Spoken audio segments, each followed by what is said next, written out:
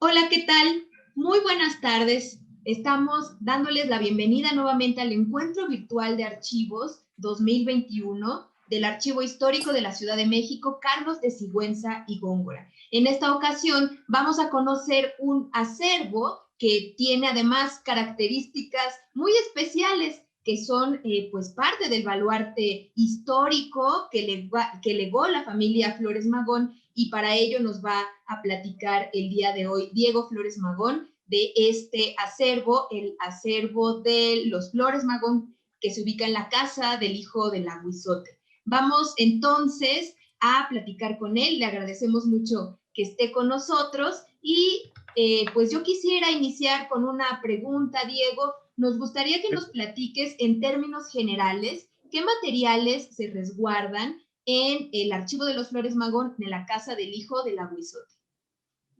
Bueno, trataré de contestar brevemente, no sin antes reiterar mi agradecimiento y celebrar estas cápsulas. Me parece genial que se haga llegar, ¿no? Siempre, siempre haya un esfuerzo de empujar hacia nuevos oídos, nuevas conciencias, el conocimiento, ¿no? Acerca de los distintos, muy infinitamente diversos colecciones documentales que hay en México, ¿no? Trataré de ser muy conciso, como decía, y responderte de la siguiente manera. La Casa del Aguizote resguarda una colección física que tiene un desdoblamiento digital. Y comenzaré por una pues, descripción a grandes rasgos de la colección física, que es el acervo de Enrique Flores Magón. Posiblemente convenga, ¿no?, hacer un apunte de quién fue Enrique Flores Magón, sin darlo por hecho, y aquí corriendo el riesgo de ya no ser tan breve en la respuesta, ¿no? Pero si estás de acuerdo y haciendo un esfuerzo supremo de síntesis, diría lo siguiente y me aclaro la voz, ¿no? Para tratar de decirlo sin mucho titubeo y sin perderme entre las ramas. Enrique Flores Magón fue, junto con su hermano Ricardo Flores Magón, un periodista que se dedicó desde finales del siglo XIX y especialmente en, digamos, el primer cuarto del siglo XX, a luchar en primer lugar contra la dictadura de Porfirio Díaz y luego por la superación del sistema económico capitalista, ¿no? Y la instauración de un orden utópico, diríamos, de justicia, desde la perspectiva del imaginario anarquista, digamos, o de ideología del anarquismo. El más reconocido de estos dos hermanos es, por supuesto, Ricardo, porque fue el más lúcido, el más clarividente, el de mayor fuerza discursiva, verbal, conceptual, o sea, Ricardo Flores Magón es un emblema, ¿no?, del revolucionario universal, ¿no? Es un hombre que dedicó todas sus energías, y ese todas es verdaderamente un término absoluto, a la revolución. Y eso es algo extraordinario. Todas sus energías y todos sus elementos psíquicos e intelectuales, ¿no?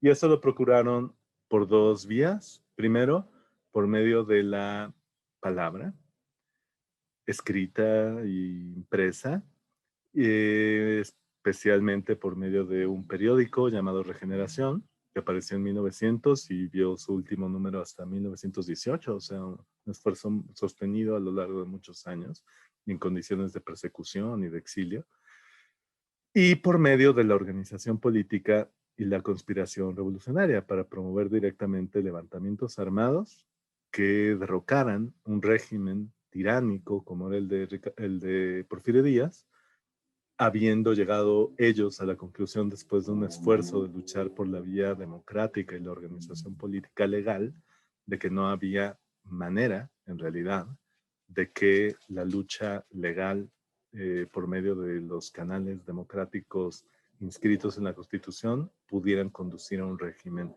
distinto al de Porfirio Díaz. Eso creo que podría dejarlo ahí en cuanto a quiénes fueron, dar solamente una idea, una sugerencia y tal vez despertar la curiosidad de quienes no se hayan sentido aún interesados por estos extraordinarios personajes, ¿no? De la historia mexicana, de la historia del siglo XX y especialmente de la historia de la Revolución Mexicana, de la historia del anarquismo mexicano y mundial. Bueno, Enrique, Ricardo Flores Magón murió en prisión en 1922. Enrique regresó a México en el 23, deportado, por cierto, de Estados Unidos por su profesión radical, ideológica, y murió hasta los años 50. Entonces tuvo una vida larga después de sus años revolucionarios, después de sus años anarquistas, de sus años radicales. Vivió todavía mucho tiempo. Fue un hombre adulto y viejo en México. Tuvo todavía luchas y una trayectoria política que pues en muchos sentidos está aún por ser descifrada, ¿no? Y interpretada, ¿no? En su destino. Y eso, el archivo suyo, el archivo que resguarda la Casa del Aguizote, que es el elemento fundante de ese esfuerzo, pues de alguna manera tiene vestigios, huellas, marcas, documentos de todo eso que acabo de platicar, ¿no? Claro que uno de los elementos interesantes o específicos de la colección es que además de reflejar, como no podía ser distinto, el destino, la aventura, el destino político y la aventura revolucionaria de estos personajes y de su amplio círculo de relaciones y de redes de otros radicales y revolucionarios, tiene una perspectiva íntima y familiar, porque como dije, estos dos eran hermanos, y se trata también de un archivo familiar, ¿no? Entonces hay ahí una distinción, una diferencia con otras fuentes que hay sobre este fenómeno del que estamos hablando y que en la historia suele denominarse como magonismo. Ese es un término que poco a poco se va descartando, aunque existe en la literatura y nunca va a ser derogado, porque así se le llamó mucho tiempo y así está en la historia. Yo prefiero llamarlo el Partido Liberal Mexicano, que es el nombre formal de la organización política que estructuraron, y sus ensayos de su versión armada, ¿no? Contra Porfirio Díaz. Eh, Hay otras fuentes muy importantes para reconstruir esa historia, ese expediente, ese gran archivo, ¿no? Esa gran marca documental que dejó el movimiento revolucionario del Partido Liberal Mexicano, de los hermanos Flores Magón, como en el Archivo General de la Nación, el Archivo de la Secretaría de Relaciones Exteriores. Lo que tiene de especial el nuestro y que viene a complementar de una forma interesante todos esos grandes colecciones documentales es, desde mi punto de vista, esa perspectiva familiar y el hecho, bueno, de que se extiende antes de los sucesos políticos o públicos, ¿no? De la vida de estos personajes y mucho después también y mucho más hacia adentro, ¿no? De su quehacer público. También hay materiales de los ancestros y, en fin, tal vez para hablar en términos más técnicos y apropiados, ¿no? De una colección documental, pues siempre conviene establecer las marcas cronológicas con sus extremos, que no son los extremos extremos porque hay cosas que se disparan, pero no son representativas del conjunto. Entre 1870 y tantos, yo diría, que es donde empieza, ¿no? Cierta densidad o frecuencia documental consistente, hasta los años 40, que es cuando, bueno, va tocando su fin la carrera pública, política y, en fin, la vida, ¿no? Del propio Enrique. Y eso tal vez dé una idea de los materiales. Ahora, podríamos detenernos en tipos documentales, fotografías, manuscritos y todo aquello, pero prefiero devolverte la palabra para que me reorientes, ¿no? Por dónde quieres continuar esta conversación. Pues es muy interesante conocer este legado que dejaron los hermanos Flores Magón, que se conserva también y con este tinte familiar que comentas. En ese sentido, quisiera preguntarte, ¿cuál es la importancia de la conservación de estos materiales? Sí, bueno, hay muchas formas de responder esa pregunta. Yo creo que hay muchas formas válidas de contestar esa pregunta. Hay formas que pueden ser más inteligentes que otras, tal vez, o más poéticas que otras. En este momento se me ocurre decirte,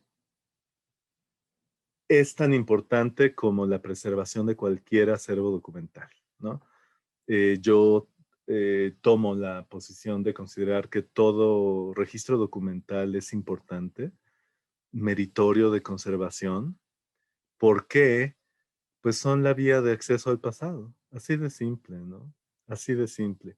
Y el pasado es tan complejo como el presente. Cuando el pasado ha pasado, eh,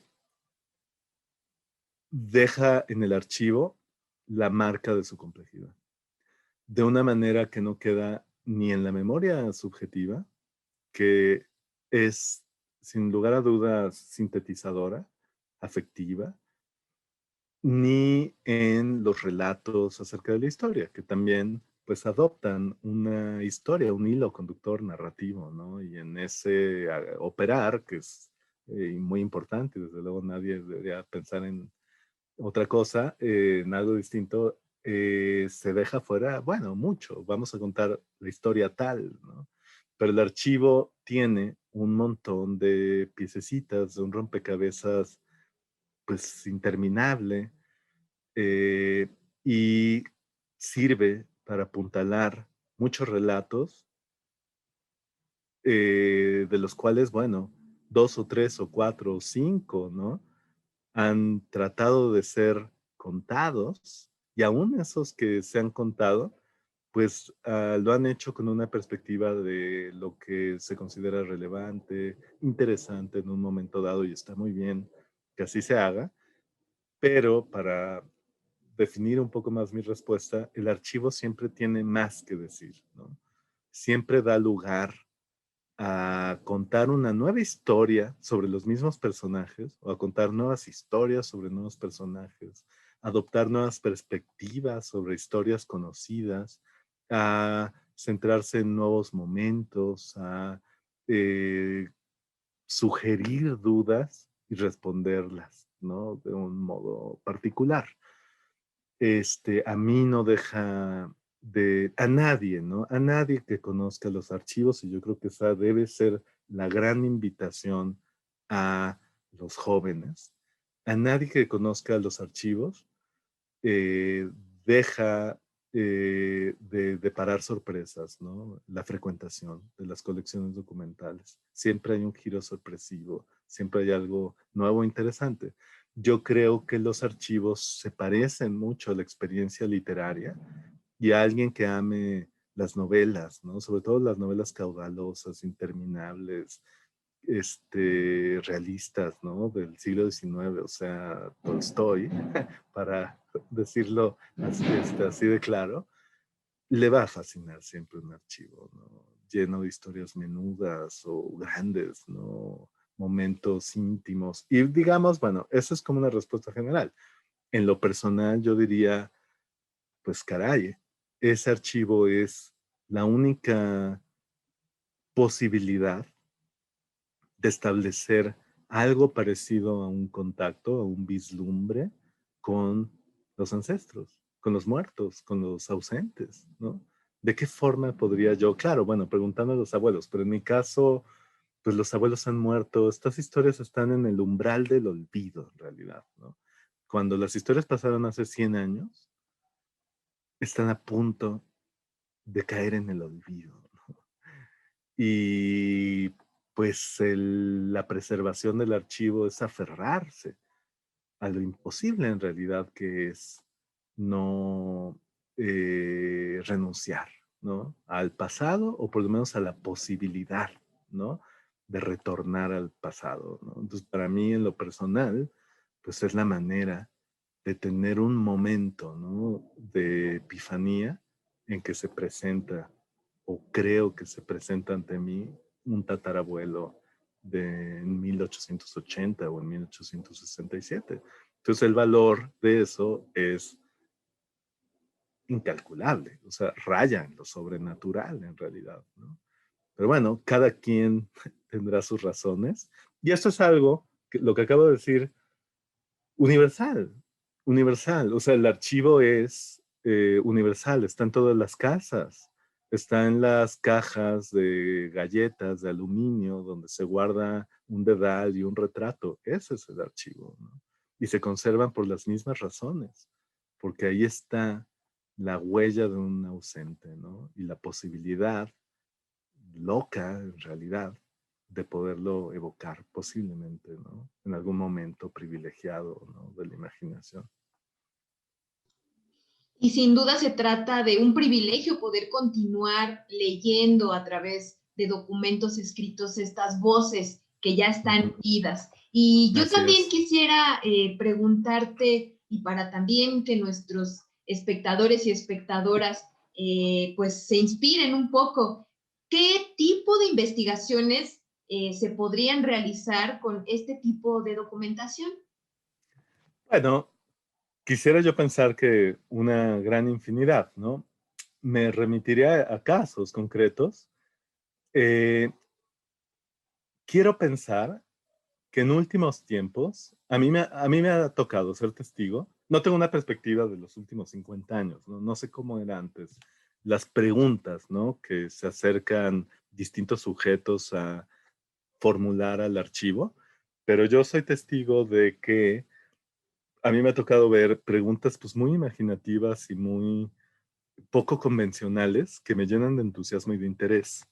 He visto y he colaborado en proyectos donde, por ejemplo, se pone el acento de la pregunta sobre, por citar un caso, ¿no? Las actividades de este grupo, del grupo que hacía el periódico Regeneración, ligadas a lo artístico, ¿no? Es decir, el teatro, la ilustración en el periódico. Siempre ha habido estas investigaciones, porque es obvio, ¿no? Bueno, la producción, el legado de los hermanos Flores Magón como periodistas y su círculo, pues es fundamentalmente textual, ¿no?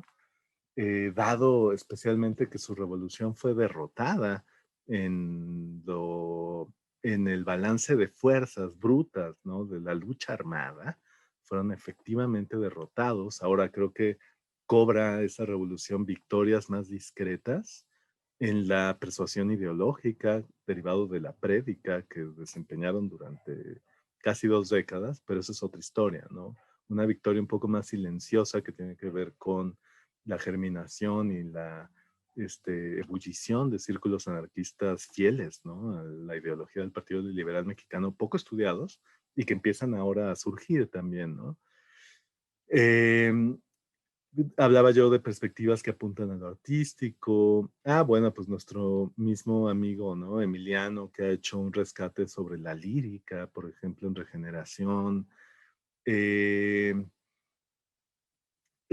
preguntas acerca de lo fotográfico. Lo que quiero tal vez decir, sin decirlo claramente, pero ahora lo intentaré, es, creo que las preguntas que se han hecho a la historia del Partido Liberal Mexicano y por lo tanto a sus archivos ha sido fundamentalmente política en un primer trecho, ¿no? De estudios sobre la Revolución Mexicana, posiblemente muy permeados, ¿no? Por esa idea.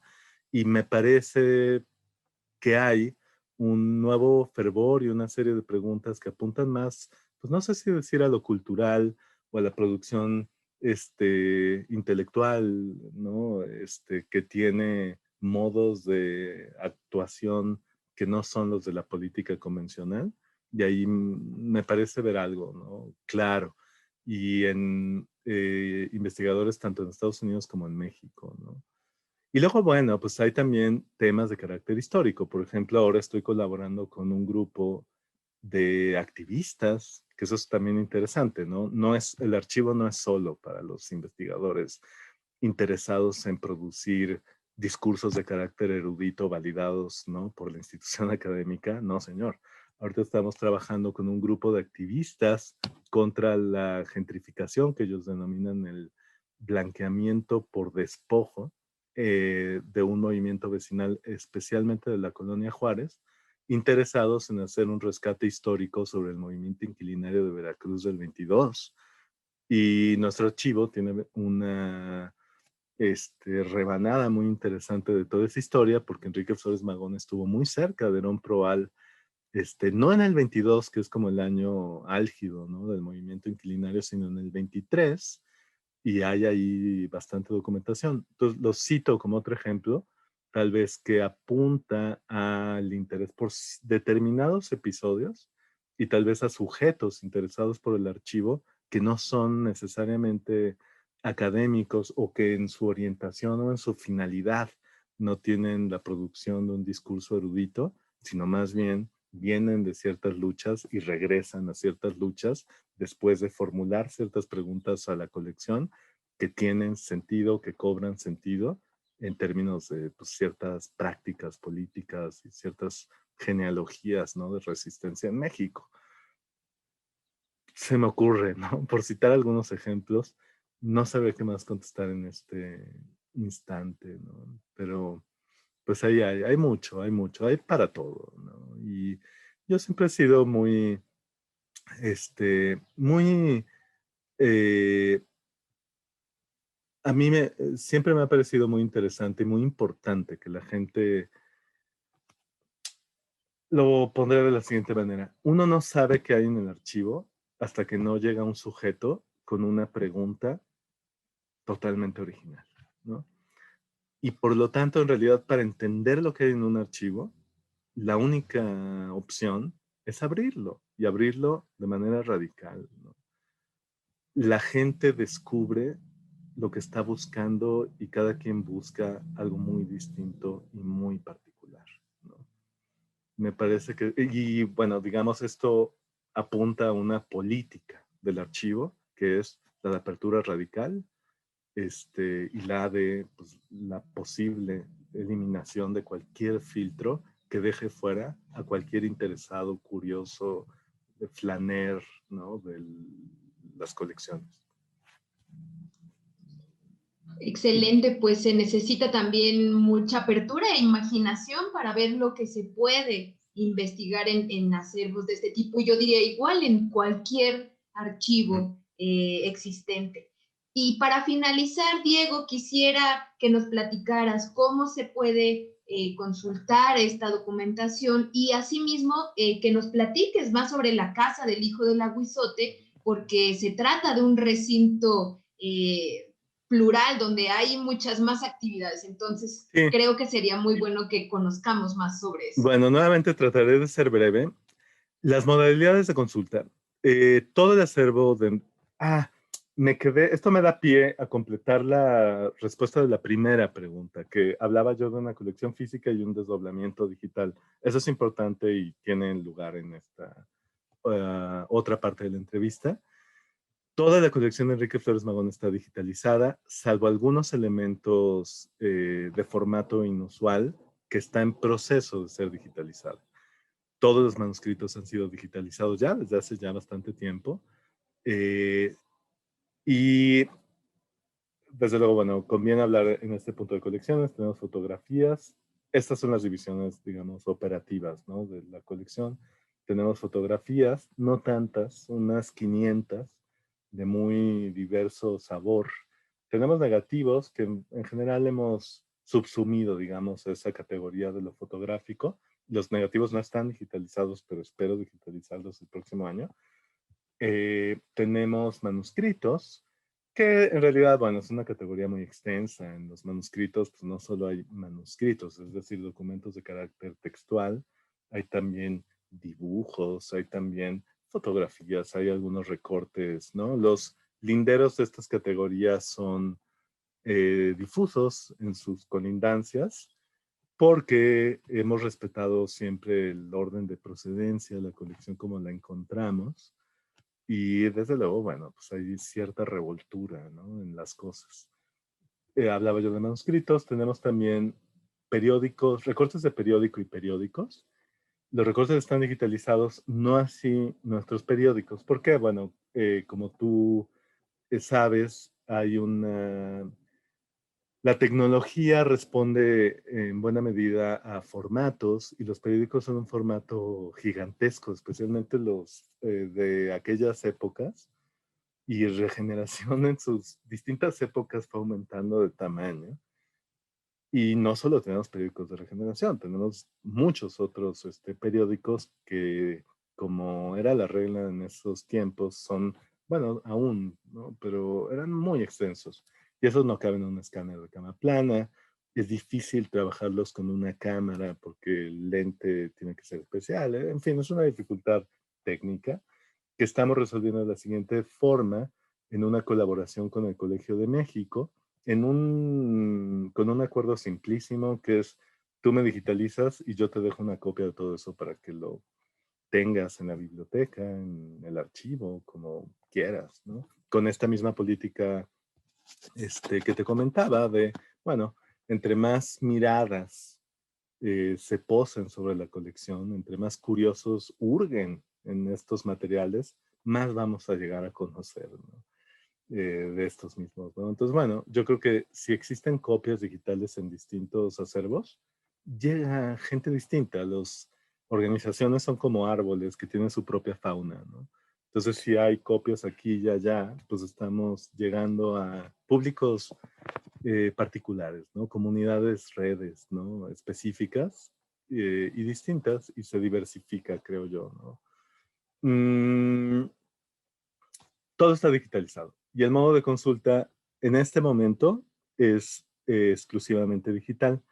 Yo espero reunir condiciones para restablecer también la colección, la consulta directa de los materiales, pero dado que tenemos copias digitales de todo o de casi todo, subsanamos el interés de cualquier usuario por medio de copias digitales. Y el método es, bueno, que nos busquen, nos escriban. Lo primero que hacemos es facilitar el catálogo y luego atender requerimientos concretos, ¿no? Este proceso muy arduo de digitalización y sistematización de metadatos y todo aquello, desde luego es precursor de una consulta por Internet.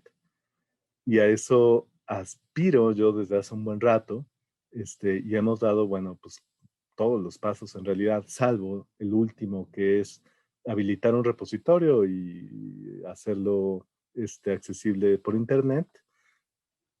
En este momento estamos concursando un apoyo que nos permitiría el próximo año dar un primer paso sólido en esa dirección y eso digamos que cumpliría el ciclo, ¿no? De un proceso muy largo, con su culminación en una consulta indiscriminada, ¿no? Que pueda suceder por Internet.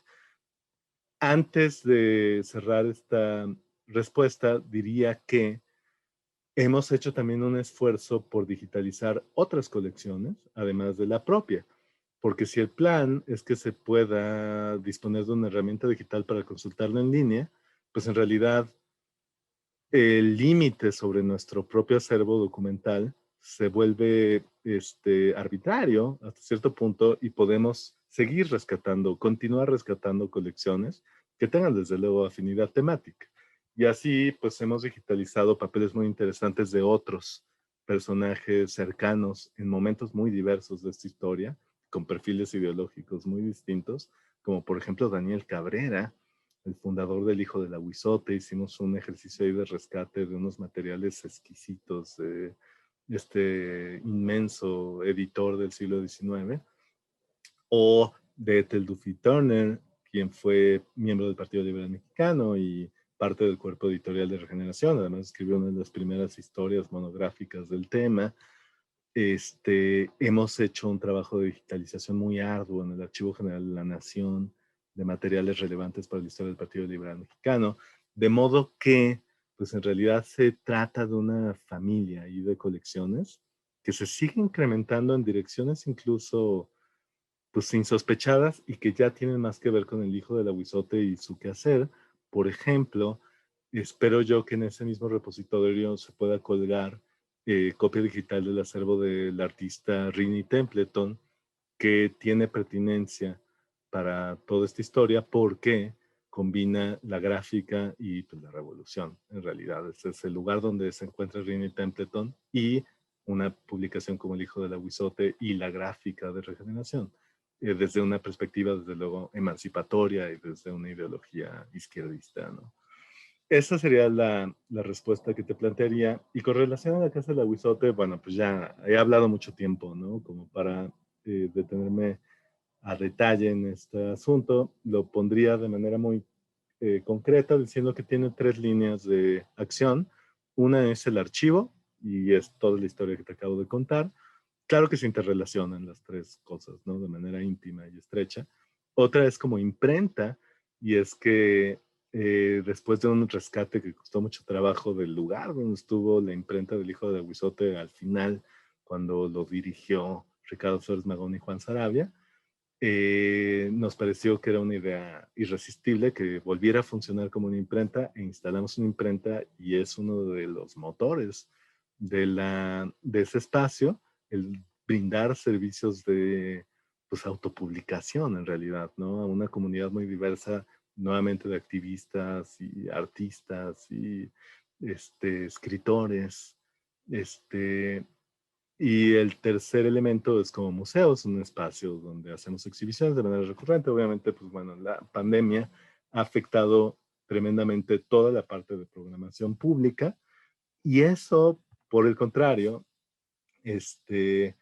me ha permitido a mí concentrarme más bien en un trabajo editorial con ejercicios formales más allá de los más artesanales que hacemos ahí con nuestra capacidad de producción impresa, y hemos impreso pues, cantidad de libros que quisiera tener a la mano, pero yo creo que unos 5 o 6 libros en el último año, revisiones de textos clásicos. Por ejemplo, tengo no sé qué a la mano, esto fue de los primeritos que hicimos, que es una biografía de Praxedis G. Guerrero, que escribe Ward Albro, un historiador tejano. Es una de las pocas biografías serias que hay del personaje. No estaba traducido, lo tradujimos y lo sacamos.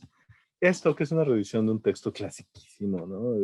Una historia de la etapa precursora de la Revolución Mexicana de Florencio Barrera Fuentes, pues que es un texto que ha vivido siempre, por lo menos esa es mi impresión, en librerías de viejo, pero es un clásico absoluto, ¿no? O sea, yo no he leído a nadie que escriba sobre el Partido Liberal Mexicano que en el fondo no esté citando a don Florencio, ¿no? Entonces creo que merecía una revisión, una limpieza que hicimos además del texto. Y bueno, te pongo otros 2 ejemplos. Este es uno de mis favoritos, que es tiene un título un poco largo. Se quejaron de mí por eso, pero bueno, ya ni modo, así quedó impreso. Se llama Antología de Testimonios de Precursores de la Revolución Mexicana, y es una antología gorda de literatura testimonial de una enorme diversidad de personajes ligados a la revolución del Partido Liberal Mexicano. Y por ultimísimo, te muestro que es otro rescate de archivo. O sea, en realidad todas estas cosas se ligan con el archivo, ¿no? Estos libros están hechos en buena medida, especialmente el de los testimonios, a partir del archivo, ¿no?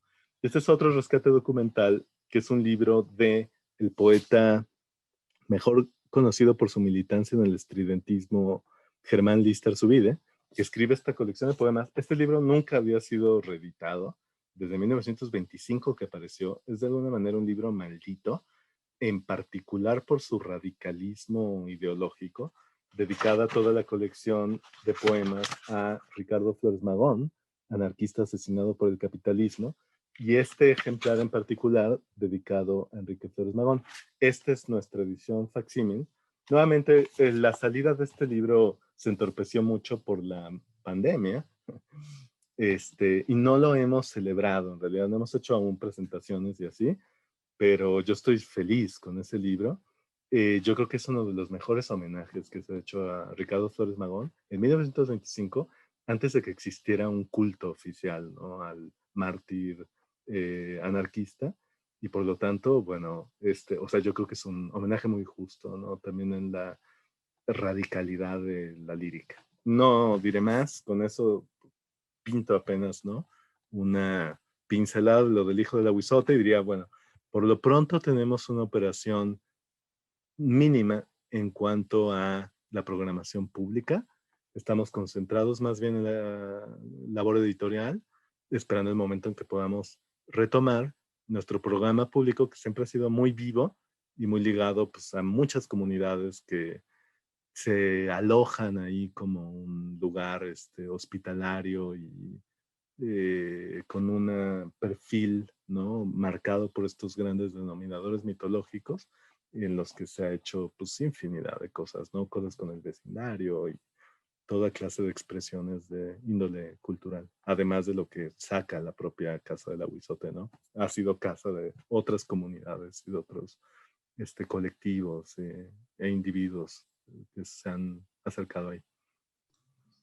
Pues sin duda se trata de un espacio muy interesante que invitamos a todos nuestros seguidores de redes sociales a conocer. También les hemos compartido ya las redes sociales de la Casa del Hijo del Aguizote y le agradezco muchísimo a Diego Flores Magón por habernos brindado esta charla. Muchas gracias, Diego. No, hombre, a ti, Carla, un placer. Y culminamos esta sesión del Encuentro Virtual de Archivos 2021 del Archivo Histórico de la Ciudad de México, Carlos de Sigüenza y Góngora.